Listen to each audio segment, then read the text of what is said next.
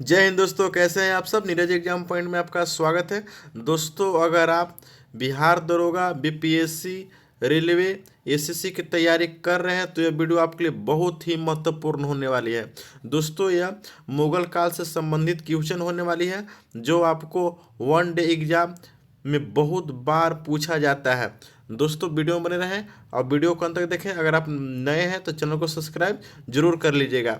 चलते हैं दोस्तों क्वेश्चन नंबर 40 की ओर। इससे पहले वाले वीडियो में हम 39 तक हम करवा चुके हैं। चलते हैं दोस्तों वीडियो नंबर 40 की ओर। क्वेश्चन आपका 40 हो जाएगा दोस्तों कि राजा बीरबल की उपाधि किसे दी गई थी। बताना है दोस्तों, राजा बीरबल की उपाधि किसे दी गई थी, आपको ये बताना है दोस्तों। क्वेश्चन नंबर आपका 40 हो जाएगा। बताइए दोस्तों, राजा बीरबल की उपाधि किसे दी गई थी, बताना है। तो किसे दी गई थी दोस्तों, आपको ये बताना है। तो किसे दी गई थी? महेश दास को बीरबल के नाम से भी हमको जाना जाता है। महेश दास को हम बीरबल के नाम से भी जानते हैं। 41 नंबर दोस्तों क्वेश्चन है, औरंगजेब ने ज्यादा भवन का निर्माण नहीं करवाया। औरंगजेब ने ज्यादा भवनों का निर्माण नहीं करवाया। क्यों नहीं करवाया भाई, उसके बारे में हम जानेंगे। तो क्यों नहीं करवाया था कि उसे अपने शासन काल में निरंतर युद्ध करना पड़े। क्योंकि उसे अपने शासन काल में निरंतर युद्ध करना पड़े, इसलिए औरंगजेब ने ज़्यादा भवनों का निर्माण नहीं करवाया। 42 नंबर दोस्तों क्वेश्चन हो जाएगा आपका कि किस मुगल शासक ने 2 बार राज्याभिषेक हुआ।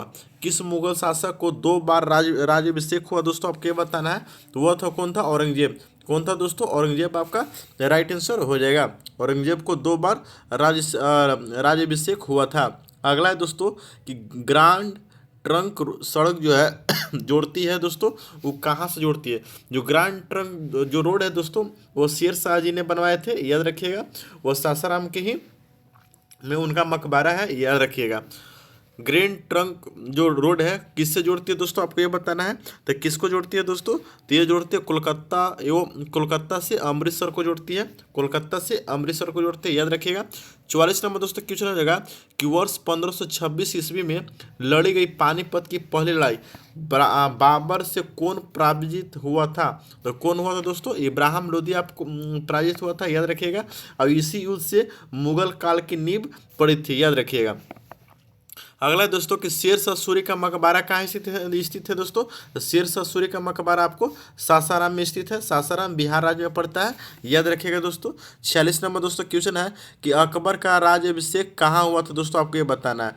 तो अकबर का जो राज्याभिषेक हुआ था दोस्तों, ये कहाँ हुआ था?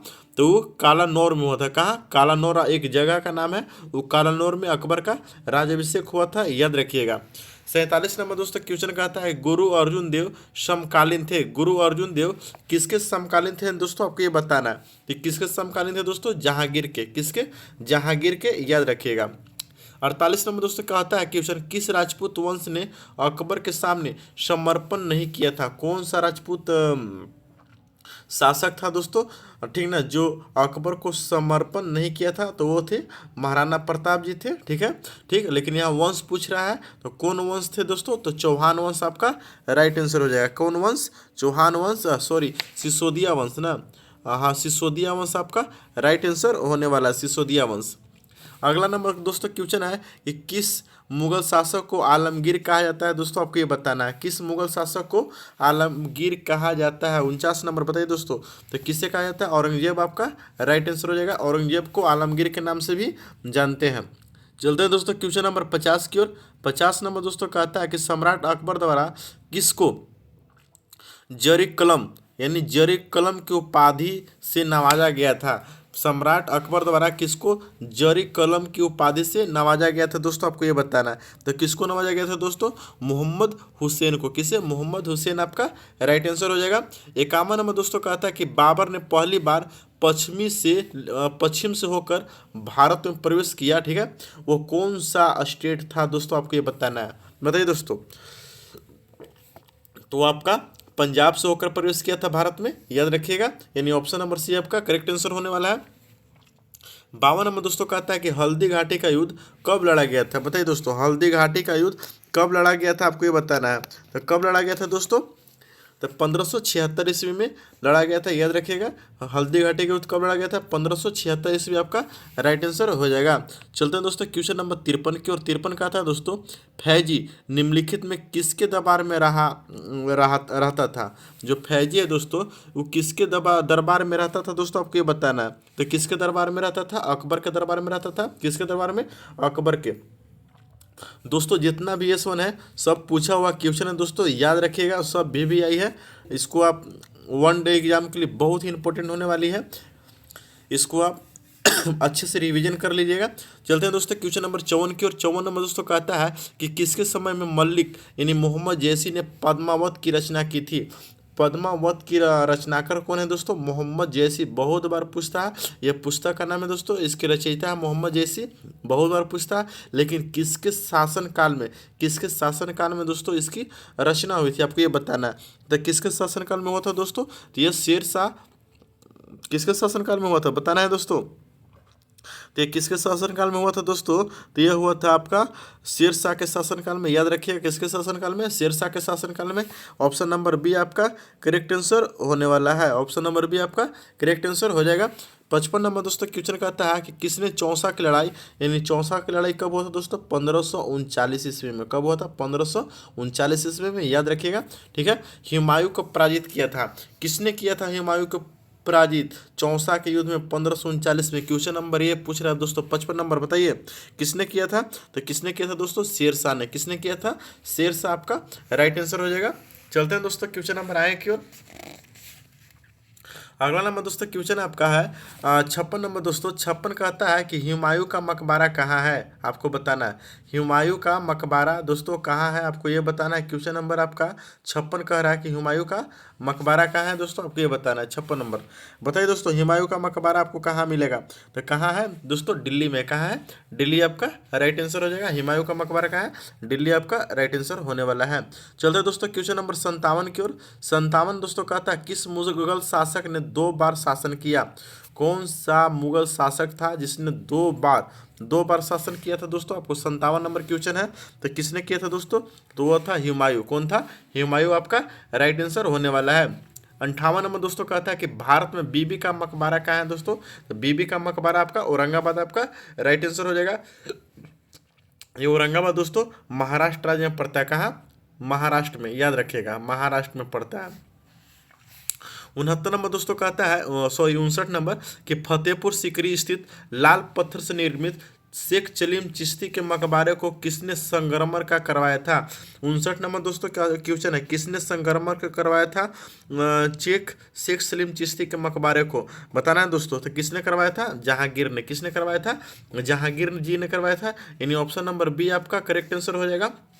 चलते दोस्तों क्वेश्चन नंबर 60 की ओर। 60 नंबर दोस्तों कहता है कि किस मुगल शासक को पहले आगरा में दफनाया गया, फिर बाद में उसकी एक अफगान विधवा शव को काबुल ले गया गया, वहीं वहीं एक बाग में दफनाया गया था? कौन सा मुगल का ऐसा शासक था जिसको पहले आगरा में दफनाया गया, फिर बाद में अफगान में दफनाया गया? बताना है दोस्तों। अफगान में एक काबुल शहर है, ठीक है, वहाँ पर ही दफनाया गया। आपको बताना है 60 नंबर। तो कौन था दोस्तों? तो वो कौन था, बताना है दोस्तों। तो वह कौन था दोस्तों? बाबर आपका राइट आंसर हो जाएगा। बाबर को ही पहले आगरा में दफनाया गया था, फिर बाद में काबुल में दफनाया गया था, यानी ऑप्शन नंबर ए आपका करेक्ट आंसर हो जाएगा। 61 नंबर दोस्तों कहता है किस मुगल शासक को उद्यानों में अत्यंत अभिरुचि के कारण उपवनों का राजकुमार यानी मालियों का मुकुट कहा गया? बहुत विवेक क्वेश्चन है। किस मुगल शासक को मालियों का मुकुट या उपवनों का राजकुमार कहा जाता है? आपको ये बताना है। 61 नंबर दोस्तों बताना है दोस्तों। 61 नंबर बताइए किससे कहा गया है? तो आपका सही आंसर हो जाएगा बाबर को। बाबर को बहुत जंगल में घूमना, वन में घूमने का शौक था दोस्तों, इसी कारण इसको मालियों का मुकुट या उपवनों का राजकुमार के बारे में कहा जाता है, यानी ऑप्शन नंबर ए आपका करेक्ट आंसर होने वाला है। 62 नंबर दोस्तों क्वेश्चन देखेंगे, कौन सा पहला मुगल शासक था जिसने कुषाण साम्राज्य के पतन के बाद भारतीय साम्राज्य में काबुल एवं गंधार को शामिल किया था दोस्तों? आपको 62 नंबर बताना है। तो कौन सा शासक था दोस्तों? तो वह था बाबर था। कौन था? बाबर आपका राइट आंसर हो जाएगा। उसने काबुल एवं गंधार को, ठीक है, भारतीय साम्राज्य में शामिल कर लिया था, यानी ऑप्शन नंबर आपका ये इज द करेक्ट आंसर होने वाला है। चलते दोस्तों क्वेश्चन नंबर 63 की ओर। 63 दोस्तों कहता है कि किस युद्ध को जीतने के बाद शेर शाह ने दिल्ली में अफगान सत्ता की स्थापना की। दिल्ली में अफगान सत्ता की स्थापना की थी। 63 नंबर दोस्तों आपको बताना है किस युद्ध को जीतने के बाद। बताइए दोस्तों, तो कौन सा युद्ध जीतने के बाद? बिलग्राम का युद्ध। बिलग्राम का युद्ध आप लोग जानते होंगे, ठीक है। बिलग्राम का युद्ध को जीतने के बाद शेर शाह ने दिल्ली में अफगान सत्ता की स्थापना की थी, याद रखिएगा। 64 नंबर दोस्तों क्वेश्चन कहता है कि निम्नलिखित भारतीय शासकों में अकबर के समकालीन कौन था? आपको बताना है दोस्तों, अकबर के समकालीन कौन था दोस्तों? तो ये रानी दुर्गावती थी। कौन थी? रानी दुर्गावती आपका राइट आंसर हो जाएगा। एक महिला थी, ठीक है, यही अकेले लड़ी थी अकबर से, याद रखिएगा। ये अपनी हार नहीं मानी थी, रानी दुर्गावती, याद रखिएगा। 65 नंबर दोस्तों क्वेश्चन हो जाएगा, शाहजहां ने निम्नलिखित में किस शहर में मोती मस्जिद बनवाई थी? आपको मोती मस्जिद कहाँ है दोस्तों, आपको ये बताना है। मोती मस्जिद कहाँ है आपको बताना है। तो मोती मस्जिद कहाँ है दोस्तों? आगरा शहर में स्थित है, यानी ऑप्शन नंबर सी आपका करेक्ट आंसर हो जाएगा।